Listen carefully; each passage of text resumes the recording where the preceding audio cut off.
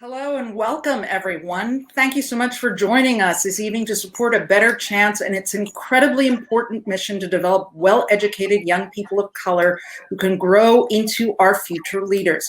Now more than ever, we need strong leaders in the fight for a more just and equal society. I'm Bertha Coombs, and I'm joined with other A Better Chance alumni. I am an alum of Milton Academy, class of 1980. Tonight, we're kicking off A Better Chance's new initiative, Creating Leaders for a Lifetime, designed in response to the cancellation of the Better Chance Annual Awards Luncheon, one of the year's major fundraising events in normal times. Creating Leaders for a Lifetime's three components this year: the Alumni Showcase, virtual luncheon, and the virtual auction. Through those, we aim to raise the critical operating support A Better Chance needs to address the current $1 million revenue gap head on.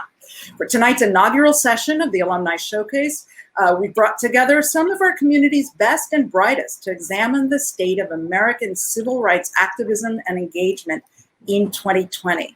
Between the COVID pandemic, which has laid bare health and economic disparities in the Black and Hispanic communities, the Black Lives Matter movement, and the international outcry over the deaths of Black Americans at the hands of excessive force by the police, we really haven't seen such wide-scale social activism in more than 2 generations, certainly not in this country. The big question we all have is whether this social engagement will lead to real and sustainable change. We've got an incredible panel tonight to talk about it. They're all alumni of A Better Chance who dedicate their work to civil rights and the law. Let's start with our first panelist, Debo Degbile. He's a Fieldstone class of 1984. Debo, why don't you tell people a little bit about yourself? Terrific. Thanks so much, Bertha. It's great to be here tonight and with the ABC family. I was a Fieldstone class of 1984 and a proud ABC scholar. After high school, I took a break and then went to Connecticut College and graduated from Connecticut College and then on to NYU Law School. And I've worked as a lawyer in the private sector in large law firms for many years at the NAACP Legal Defense Fund, where I served as litigation director for many years and as acting president and director counsel. And then I worked on the Hill for the chairman of the Senate Judiciary Committee before coming back to WilmerHale, where I'm now the co-chair of the Anti-Discrimination Practice Group.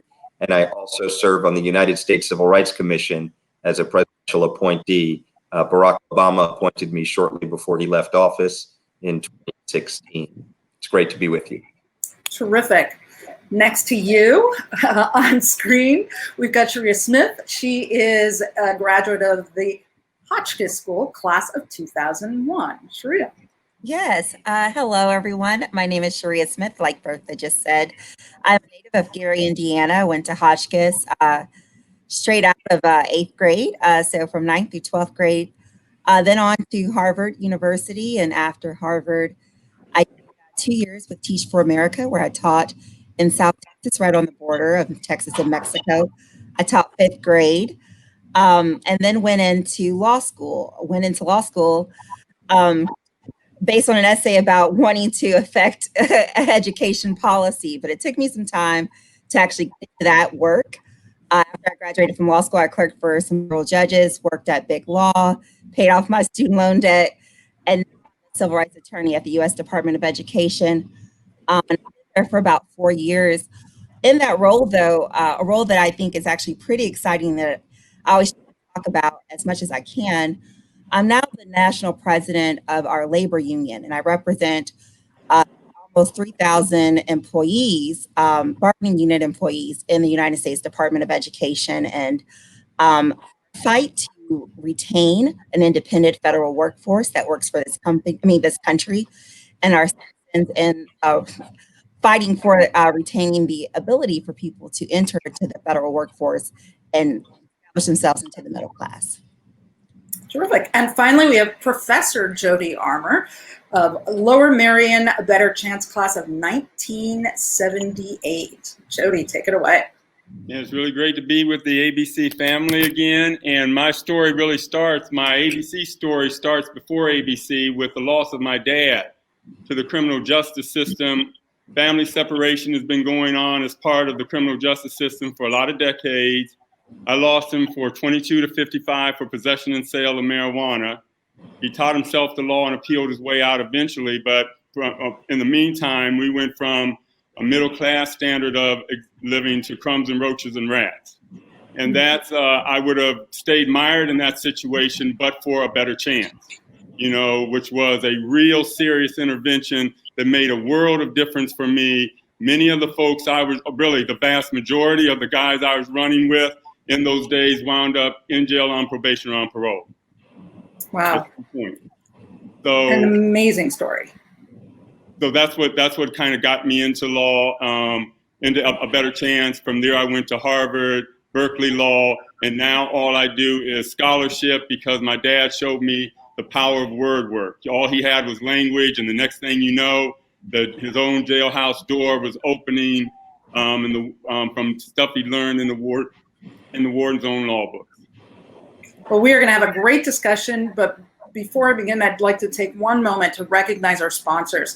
Thank you to the Costas Family Foundation, Deloitte, DuPont, Henry R. Kravis, Lori and Peter Allen Atkins, Ronald and Mary Pressman, Skadden Arps, Slate, Meager, and Flom, Stanley Black and Decker, and Theo Killian, who is an ABC alum from the Hill School class of 1970. Thanks to all of you for making this event possible and for securing a better chance for the next generation. So let's get started. And, you know, Shreya, I want to start with you because you're the youngest of us here. And, you know, I remember, I would imagine that Jody remembers and Debo remembers. I remember as a child seeing people going out and marching.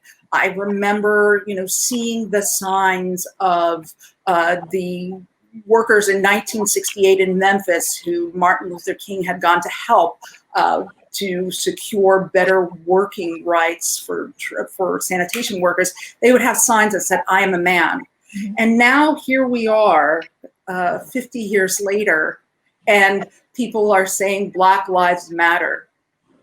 Does this resonate for you? And I'm wondering, when you saw the outpouring this summer of people around the world taking up this cause, did it give you hope? Did it give you distress? What did you feel as someone who's taken on this work of civil rights as your vocation?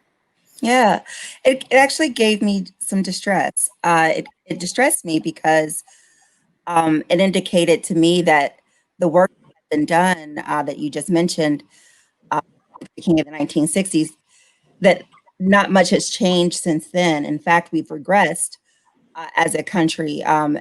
You know, I, you know, just in my opinion, the fact that I still have this work, one of the reasons why, you know, a better chance is still so important. It's because, you know, the ideals that we thought we had, you know, completed as a country, you know, with Brown versus Board of Education, with the marching and the civil rights movement in the 1960s, has not yet materialized into any type of permanency. And so we have, you know, people taking to the streets again on just such a basic level. You know, it's basically the equivalent of I am a man, like I matter. And that really shouldn't even be a debate, but it is. I also grew troubled by the co-option of the Black Lives Matter movement. I think the people I saw on the streets were on the streets for reasons I think are more related to COVID and economic unrest. But we're under the banner, for good or for bad, Black Lives Matter. I don't think it's entirely a bad thing that we have so many people there. I wonder if Black Lives Matter to everyone there, you know, aren't we hearing more about dismantling this pervasive myth of Black inferiority? You know, why aren't we accompanying it with economic talks? Why is it just limited to police reform, which I think is part of an issue, but a smaller part of the issue? So I appreciate you for recognizing my youth. I don't get to be the youngest often, but I'm less hopeful than I would like to be. Jody, what about you? You have a long view, and certainly with your own story. Do you feel like this has just been a sort of performative exhale on people's part? Or do you think people are also getting at some of the systemic issues and starting to really acknowledge some of the systemic issues that have been with us for so long? Well, out here in LA anyway, when we've been having the discussions, it's gone beyond just police brutality, although that's been a central part of the discussion.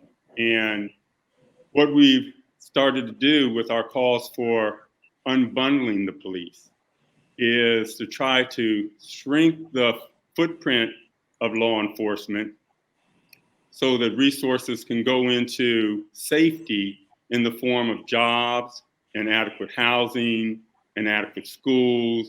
You know, you can prevent crime on the front end that way by allocating those resources in that way, rather than as kind of as we saw happen roughly around the same time in America, we started shredding the social safety net. We started spending more on prisons and police, right? We decided that, fortunately, ABC programs, there was a time in the 60s, Great Society programs, when we felt confident about making real interventions and changing the world and moving the needle. And we are blessed by that vision the folks had back then. But a lot of people lost that along the way. And they started saying, we'll spend on jails and prisons and police officers instead. We'll let the social problems fester and, get too bad to the point that we have something real serious happen. So I like that we are thinking along those lines again. And the only thing that has put us in this position, then I'll stop, to start thinking along these lines, which is going to be a little more optimistic. I got to have some reason for optimism to roll out of bed in the morning. Thank you. Is because partly as a result of those 6 weeks of marching, unremittingly, making and making the claim statement again and again that Black Lives Matter and staying on message over and over.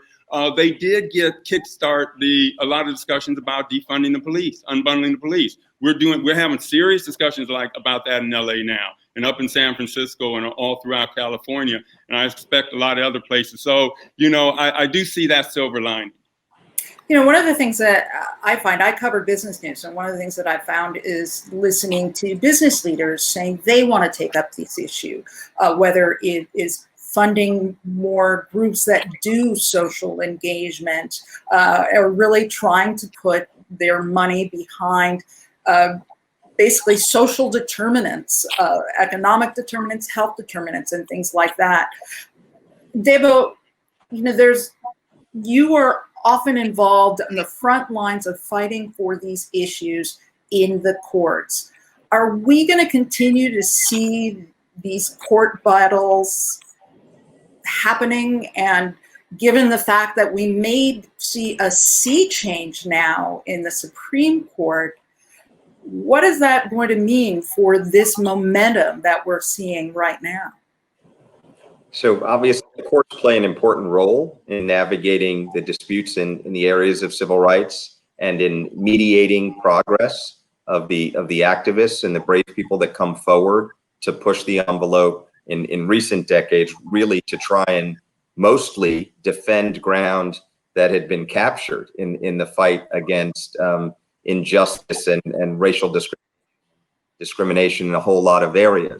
So many of the efforts recently have been trying to stop an effort at going backward, as opposed to continuing to expand, although there are pieces of both things that happen in the courts. And I think the challenge is that the courts are very rarely the front line of change. I think that some of the movements and efforts in the streets that we've been talking about are some of the things that create a context for change to happen and sort of bubble up a focused effort at meeting an injustice that is perceived and experienced by a lot of people. And then lawyers can play a role in trying to lift up the voices and the cause of those folks. But it's challenging when you have courts that may not always be looking to plow new ground in that area. And indeed, some courts that are looking to narrow things, whether it's in the area of voting or other areas. We're seeing challenges in access to higher ed.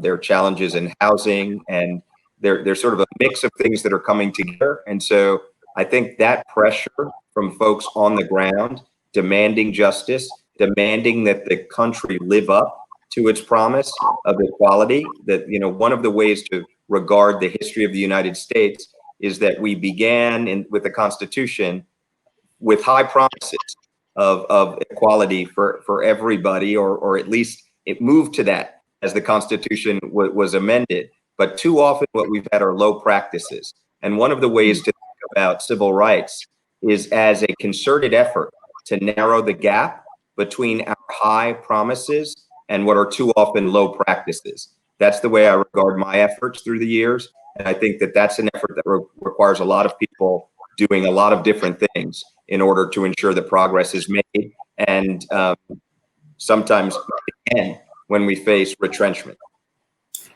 You know, it's the journalist in me that just wonders, with the death of Ruth Bader Ginsburg, it looks as though we could see another jurist added before the election, certainly before the new year, likely be very conservative, and switch the entire balance of the high court. Again, I think of usually these cases heading up to the highest court of the land. And for the last 50, 60 years, it's been fairly balanced in that you always sort of have one swing vote in the middle that might weigh in on one thing or another. So most cases are 5-4. In this case, what's your sense, Debo? How would that impact cases that are coming up? I know I cover healthcare, and a lot of folks think it could have a major impact on upcoming healthcare cases like the Affordable Care Act that's due to be heard just after the election. So there are predictions about what a new justice on the court would do, and sort of received wisdom. I think Justice Stevens said before he resigned that in his many, many years, I think over 30 years on the court, that he once observed that every justice that replaced the predecessor was sort of more conservative than the predecessor, and he observed this pattern, right? And so I think on one level, yes, there is a middle of the court somewhere, but one question you have to ask is, where is that middle? Is that middle in some middle that captures a broad understanding, or has the middle itself adjusted to one side or another? And I think that's part of the question, not just asking who's in the middle, but asking objectively, where is the middle, and what are the issues that we're deciding and trying to protect. More broadly, I guess what I would say is there are things that are foreseen and there are things that are unforeseen. And so right now we're talking about healthcare. Obviously, there's a lot of concern about what the future of healthcare is in the high court. But then there is also these realities in the world, right? And one of the realities in the world is that public health is now a threat to the global universe, right? I guess those are a little bit inconsistent. Universe is the universe, the globe is the globe, every nation in the globe, right? We're understanding that public health is a matter of national security, it's a matter of economic security, and that in order to protect the lives that we are trying to achieve, although there's tremendous inequality in the United States, and certainly not everybody has equal opportunity. But in order to sort of have a system that is any semblance of the system that we've had in the United States and in other places, thinking about how we react to global pandemics and access to healthcare is now been driven home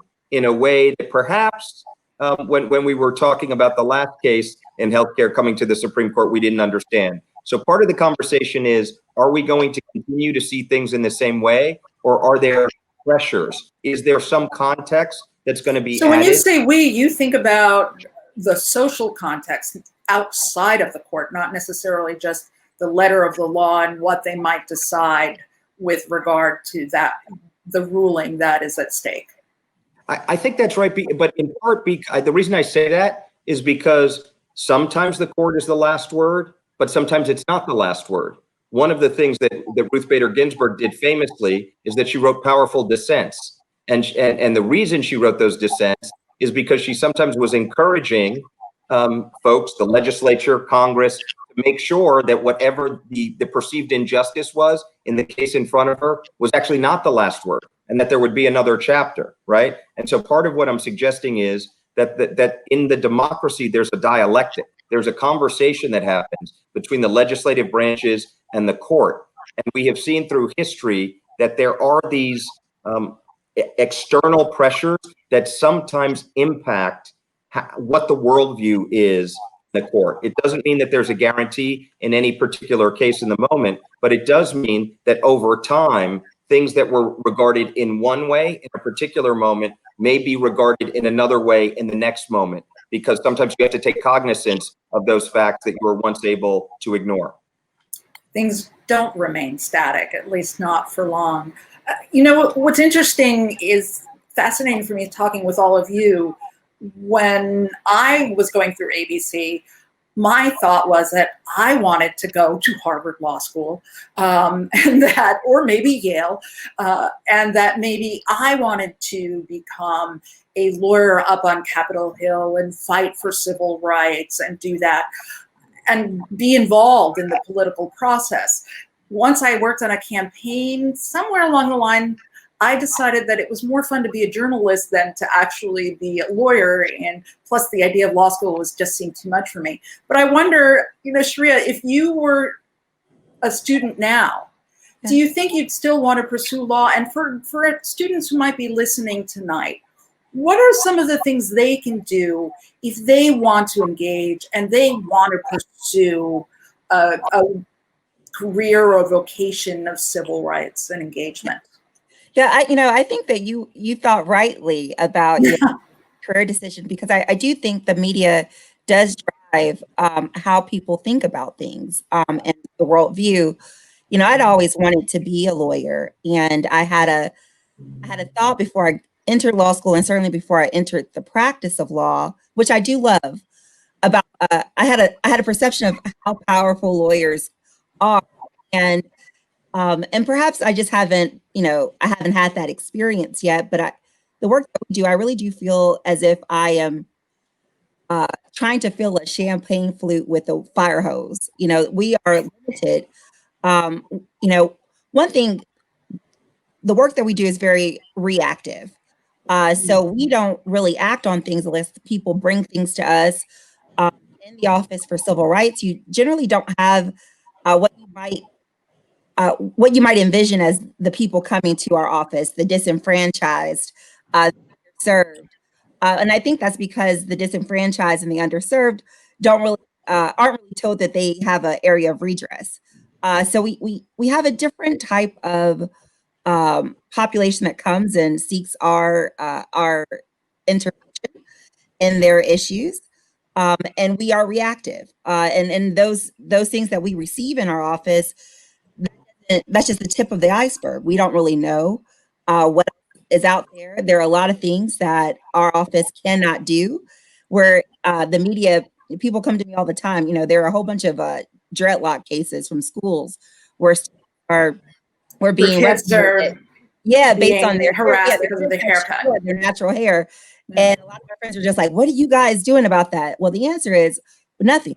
Policy doesn't allow us to, the way we interpret Title VI, which is the laws on the book that protect against discrimination based on race and national origin, not interpret those laws in such a way that encompasses hairstyles.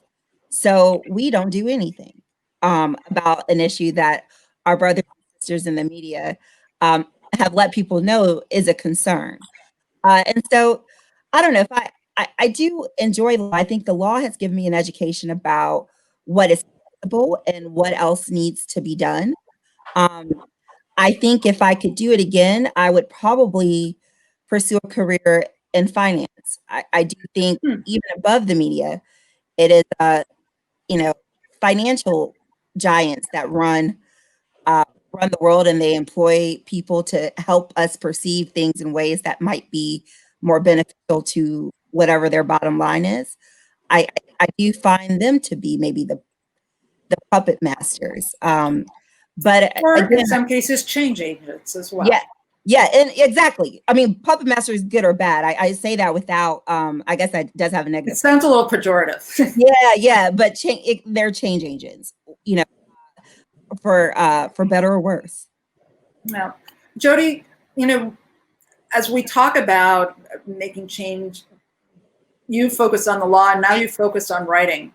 What are some of the ideas you think people need to grasp in terms of trying to close this achievement gap once and for all? Do you see a real opportunity now? I feel as though people who I will let you know that I've talked to executives, white executives, who sort of taken me aside and they said, you know, I never knew that my Black manager didn't take the trash out at night because he didn't want to be stopped in his own neighborhood, well-to-do neighborhood, for questioning. Or he doesn't walk his dog too late at night either, certainly not with a hoodie over his head. He was just astounded to hear these things. And that gives me a little hope that people are listening and they are trying to sort of grapple and understand that there are profound differences that people of color experience regardless of their economic status.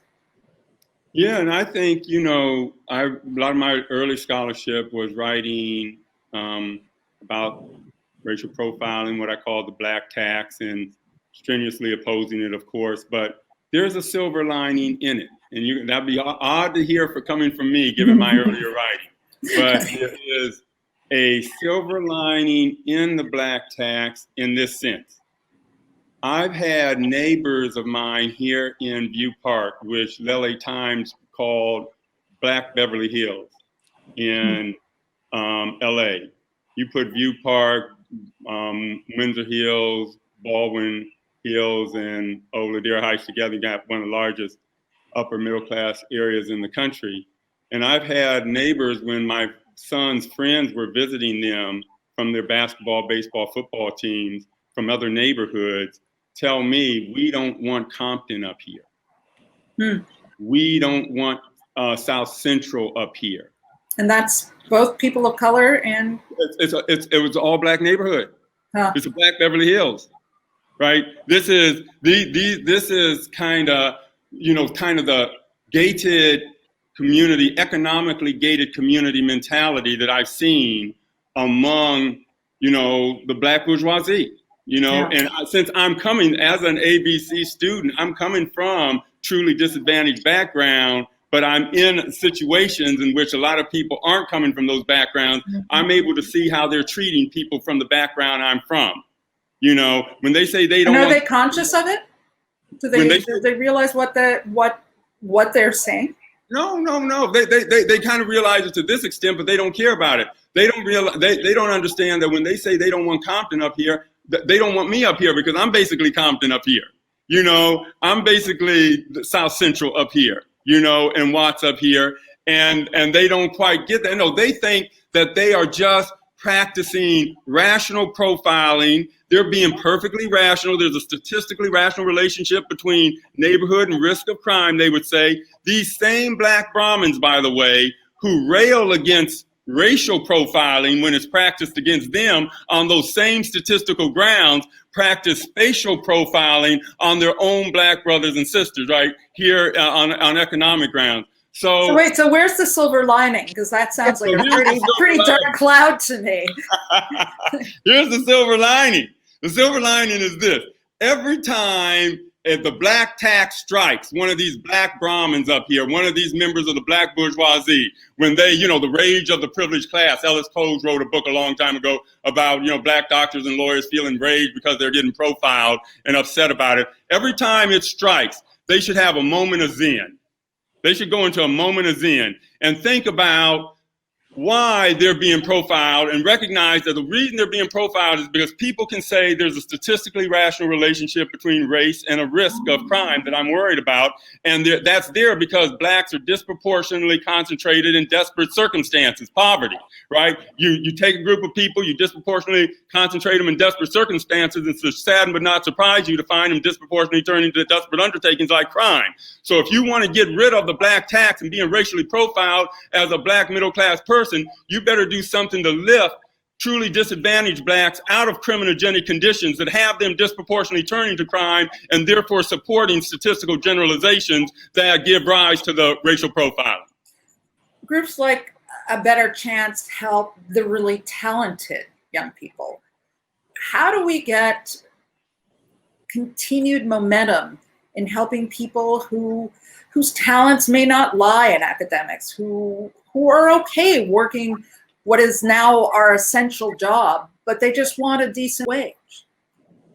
I know it's a big question, but what sort of things, what sort of things through social engagement can this social engagement bring about? I mean, one of the things I've seen is the pressure on a lot of these retailers that paid, pretty crummy wages to raise their wages before because they were competing in a tight job market, and now because they need to hold on to these workers in the pandemic. You want to make sure that you hold on to people, and there seems to be this movement to try to do the right thing. Do you feel like maybe we're starting to turn a corner a little bit? Man, that's a big question, Bertha. I will say I have a lot of friends from non-Black friends that have come to me and asked, "What can I do to help?" And for people who are from the Judeo-Christian background, it might sound similar to the parable of Jesus, where the rich man said, "How do I enter the kingdom of?" Then Jesus gave him the answer. They're like, "I don't."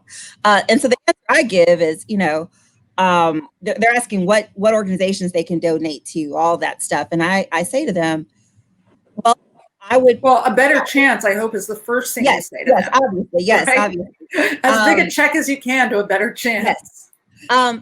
And because I think the alternatives that I give them, the things I think would actually change the needle even more than A Better Chance, are that because of this pervasive myth of, I said Black inferiority, but I think it's poor inferiority. They are unwilling to do, and that is to move into a neighborhood where that's majority Black and brown. Send your kids to those schools. The retort is always, those schools are bad schools. And I'd like to challenge that, what we think of as good and what we think of as bad, it's really just very classist in its terminology. And, I can say that from my personal experience. I'm from Gary, Indiana, predominantly Black town, predominantly working class. And when I left Gary to go to Hotchkiss, and I think every Black student who enters into a predominantly white space, a little culture shock. Yeah, not only a culture shock, but you get this dialogue, the sense that you don't belong, or you took a spot or something like that. And I was able to challenge those types of discussions with my own personal history, because the elementary school that I attended was called Banneker Achievement Center. It was the #1 school in the state of Indiana, which is not a state known for its, very large African-American population. And so that data point alone helped me challenge what people were trying to tell me were facts, were good or what's bad. Even this term achievement gap, what I am so dumbfounded to, what I'm always confused about is why we don't talk about how many, how kids performed on the SAT, based on race. Why don't we ever talk about how often certain kids from different races took the SATs to get the scores that they actually, kids are getting 1600s. Well, how many administrations of the SAT did it take for them to actually get that 1600 when you're comparing them to the Black kids who might have taken that SAT only once and got 1,000? So we're not using actual real controls, and we're not challenging the terminology that we use when we talk about good schools, when we talk about bad schools, and I always say to these people who said, what can I do to help? I say, put your kids in that school, because if you put your kids in a school, that school will not fail, because you won't allow your children to attend. Basically, to bring that rigor that you have to these bring it up. communities. You get the parent teacher fundraisers. You get the very things that you do in rich communities. As someone who is rich or upper middle class, bring those resources into that school. You have a personal investment. So you don't have to ask someone that doesn't even live in your community, but who just happens to be Black, what you can do, because you're living in it. But I think that is something people are unwilling to do, but luckily they're more willing to write a check to ABC, a check, figure out Black Lives Matter. And, that's the reason why ABC still needs to exist. I definitely want people to continue writing those checks until we get to a point in our society where we don't automatically judge poor and brown communities as bad. We aren't there yet. We're nowhere near there. And that's why, a better chance needs to continue to exist. And Deba, when it comes to education, what can some of our students do to promote greater equity and promote these issues? I mean, I guess in some senses it can become the black tax when you have to carry the flag if you're one of the few students of color at some of these schools. But knowing what you know now, what would you do if you were a student at one of these schools to try to keep these issues alive and make sure that it's not just was the summer of protest and now we're going to move on? Right. So everybody, I think, has to face it in their own way and decide how they're prepared to engage. But I remember as I was going through school, what mattered to me was I knew that in some ways I had been very lucky to have been tapped to have the opportunities that I had, and that it was not so much that I was extraordinary as it was that things broke in my way, and that some doors opened for me, and that people invested in me, and that people cared about me in a way that created an ability for me to cultivate such ability as I had. But there were other kids on the block who had what I had or more that didn't have the same ability. So when I went off to fancy schools and had that opportunity, I tried to remain proximate to the good fortune that I had found as a way to navigate the difference between where I was sitting and where I had come from, and to make the experience feel authentic and okay that I had the gift of this opportunity. I did things on the front line to remember those around me and to engage.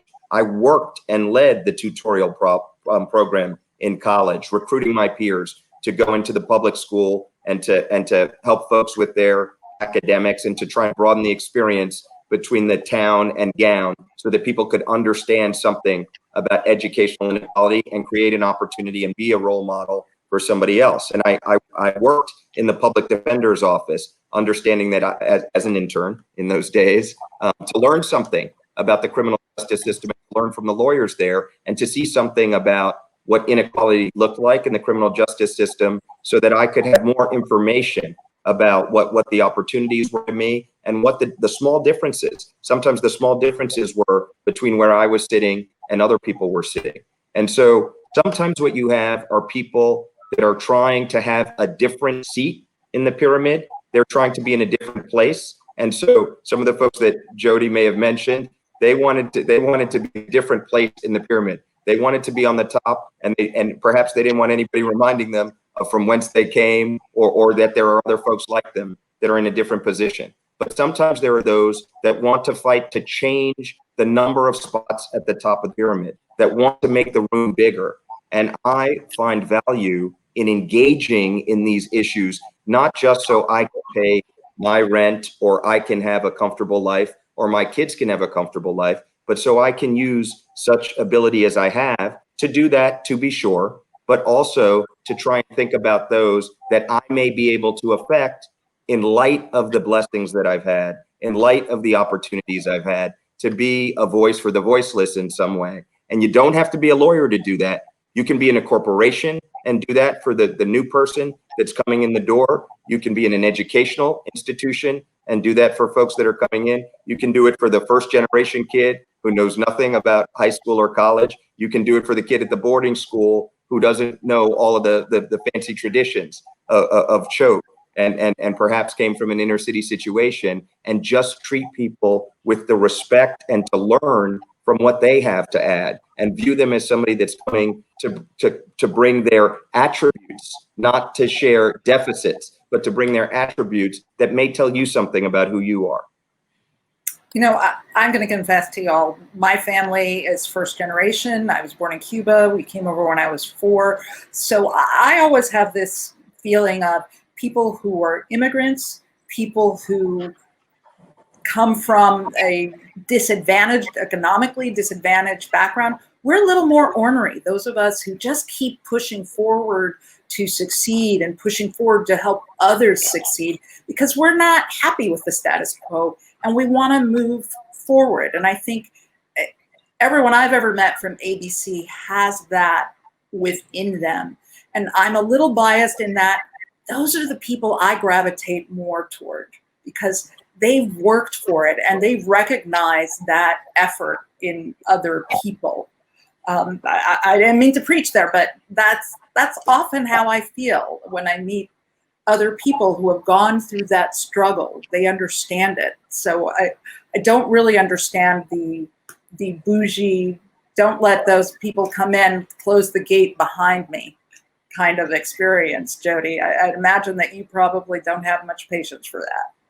I don't have a lot of patience for it either, but it's a rampant attitude, unfortunately, and it's one that we have to get to the bottom of, and ABC helped to turn my fortunes around, and I often wonder where I would have wound up, and I kind of always come to a grim conclusion when I'm thinking back on a lot of that, and then start wondering, then why can't we kind of spread those opportunities to more people? A lot of my work now is about, and let me just say this, to kind of chime with what you said, that a lot of times when we're talking about people from socially marginalized groups, so let's say we're talking about Black lives and them mattering, which has been the kind of the cry in the streets over the summer. A lot of times we spend a lot of time talking about the burdens of Blackness, the burden of our being a member of a socially marginalized group. And we don't therefore spend any or much time talking about the blessings. A lot of times we have to talk about the burdens because there are so many people who still don't believe that, for example, Black people are burdened in America. I look at these polls and, in 2019, 18, you had up to 56 to 57% of white Americans saying that there's no longer any discrimination against Blacks in America in 2018, 19, right? So that's why we often spend so much time talking about the burdens just to establish that reality, so we're all in the same social reality, but it means it takes up all the oxygen and we don't get to talk about the blessing. One of the blessings of Blackness for me as a scholar has been, it's contributed to the latest book I wrote behind me, N*GGA Theory, Race, Language, Justice, and the Law. The reason I wrote that book and was able to dive into it in the way I was is because I am a Black scholar from the experience I'm coming from. And I was able to draw on that.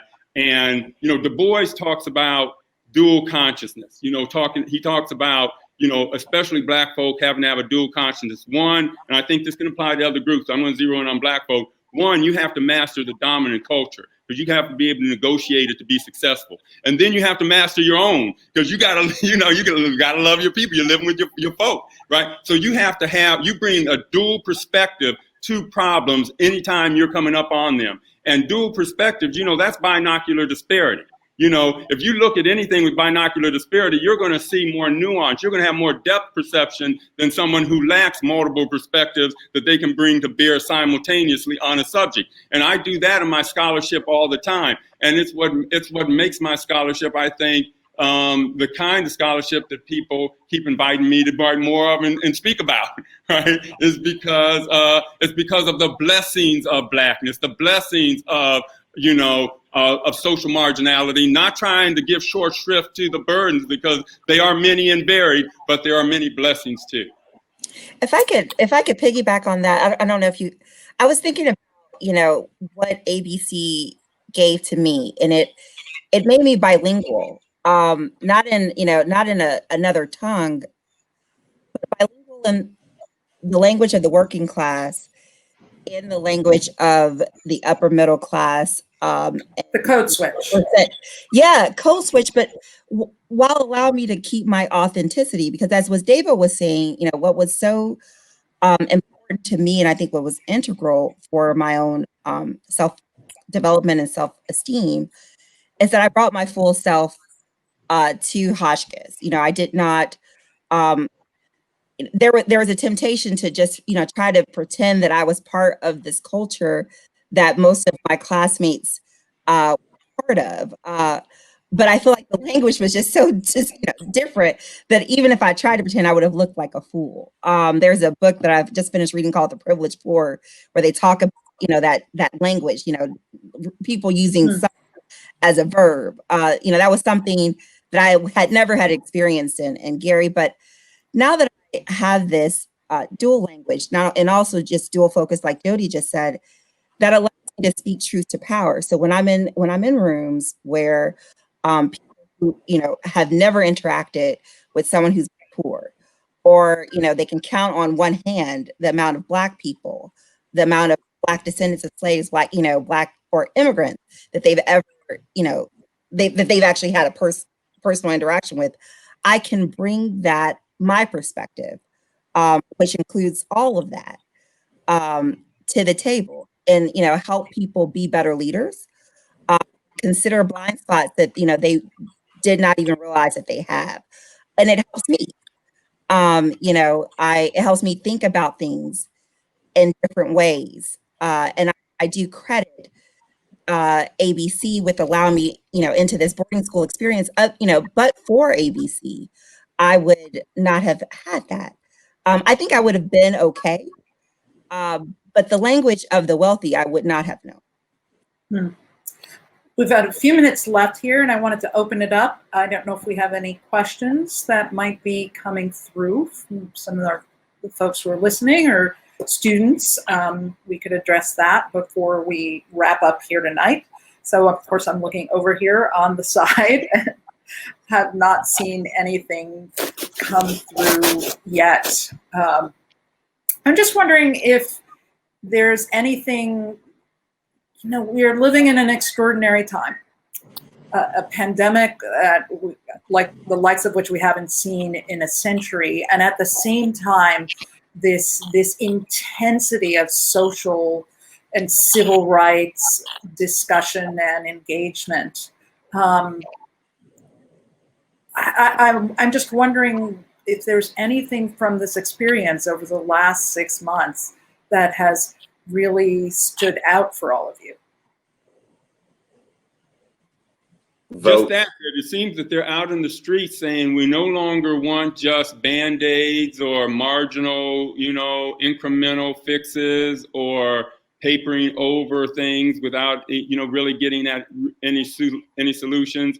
We're going to rattle the foundations of the status quo, And like you said, I was really too young in the 60s to know what was going on, but I kind of remember there's something there being something in the air like that. Right. Here, and it was let's get down to the nitty gritty. Let's get down to foundational stuff.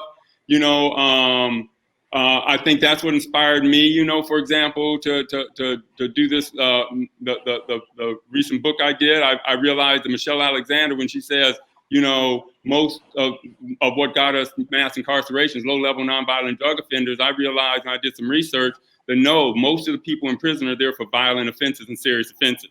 Only about 5 or 6% of them are there in state prisons, which is where 87% of the prisons are for low-level nonviolent drug offenders. So we're going to need a radical overhaul of our moral framework, of our moral compass, if we're going to make deep cuts in mass incarceration. We're going to have to radically overhaul politics. We're going to have radically overhaul how we think of law even. And so it's one of those moments, I think. It invites us to think profoundly about basic social issues and not just settle for always incremental thinking along the way. We do have one question coming through. Apparently, some folks have been talking about charter school. And what role do you think there is for charter schools in building equality? That seems to be right in Sharia and Debo's wheelhouse. So a jump ball for you two. Who wants to take that one on? Geez, I think I would. I have some concerns about charter schools. I've seen a lot of charter schools be used as basically a profit generating entity for the people who own it or the industries that own it. And some have relied, not all, there are some really good ones, relied on this perception of, which schools are bad. And so, and without any, without really great data points, but relied on that perception of these are bad schools to entice people to come to their schools with any type of experience or what have you. So, I think I wouldn't say that they're all bad. I don't know if I would say that they are a tool for equality. They are an alternative. But it really would depend on which charter network you're talking about and, really what they have proven to do for the students that they serve. Debo, what are your thoughts? It's a highly fought issue. Years ago, it seemed as though it's like, oh, let's bring this concept of private school to the public schools. But now they've become fairly controversial in certain cities. So the structural issues in education are such that there is no single method that's going to fix everything. Well, we need to invest in schools. We need to make sure that there's opportunity. We need to understand that public schools, are dealing with many populations that have concentrated a range of complex issues from malnutrition to parents who are incarcerated, some substantial portion or some substantial fraction of students going to public schools in New York City. A non-de minimis number are homeless. And so you have to think about what are the circumstances of the children that are coming to schools, whatever the type of school, and what are the level of supports that they need to thrive.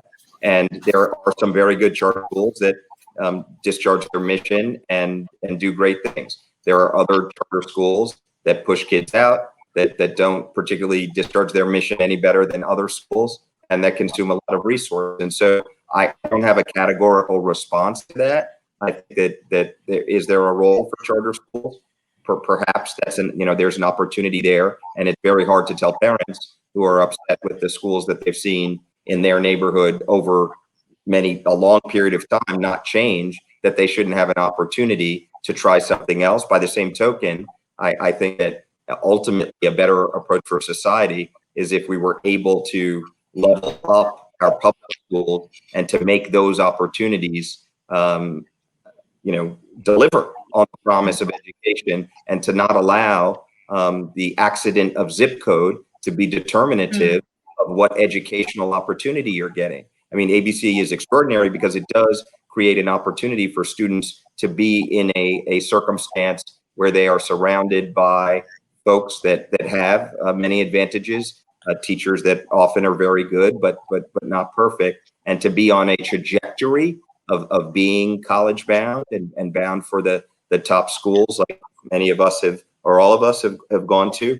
But what we need to do is create that opportunity. We need to be thinking about how do we have an opportunity that can extend more broadly to folks and not just be a thing of such scarcity that we're robbing for small windows of opportunity.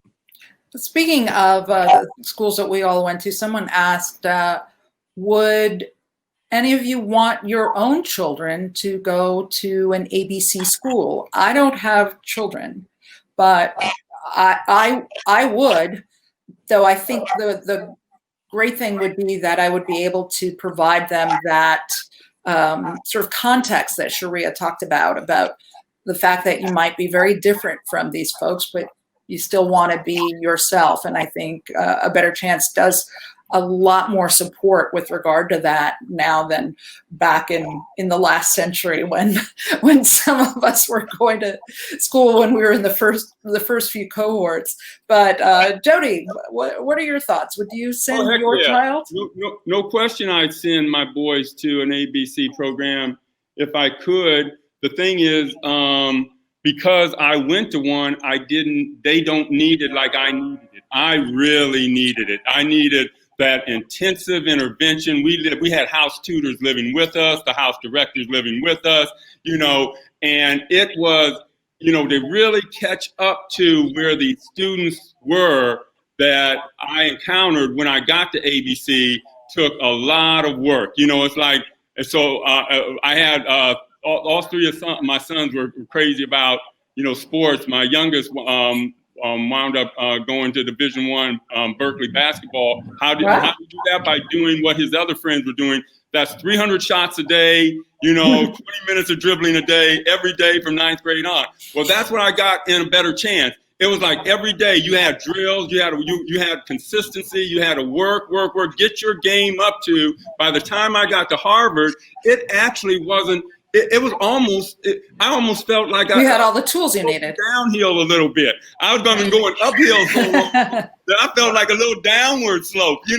And that is that. Now, it's because of in the ABC environment, it's culturally intensive, it's immersive, and it works. With my son, with my sons, I was able to give them a lot of advantages in grade school and middle school, so they didn't need as much intensiveness, intensive attention. And have been able to do fine. But I would, if I could, re-immerse them in that environment. Everyone could benefit from that environment.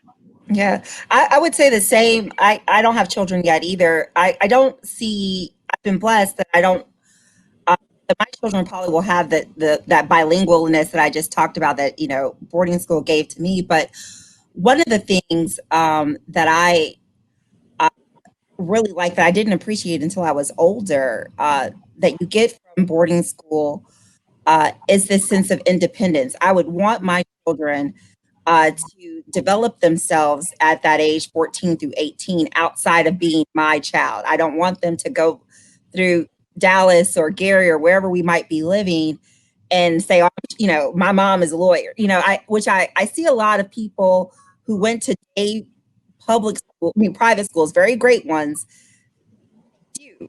They don't really have an identity and they don't develop themselves outside of their parents or who their parents are in the community, what have you. I would not want that for my child. And I think that Hotchkiss, the school that I attended, I've been on the board, they do an excellent job and are doing better each day of creating the social economic diversity that you will not, you don't really get outside of the private school, unfortunately.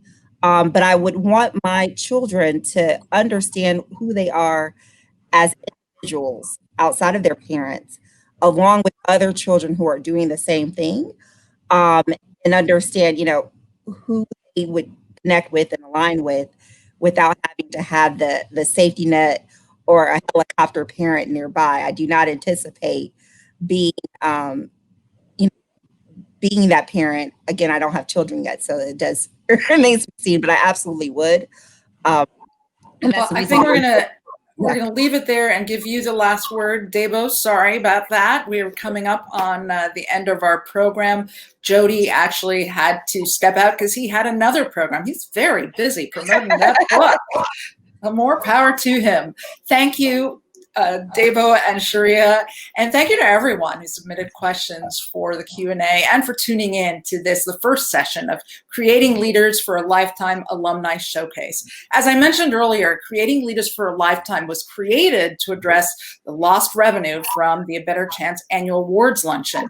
Below this live stream is an online donation form.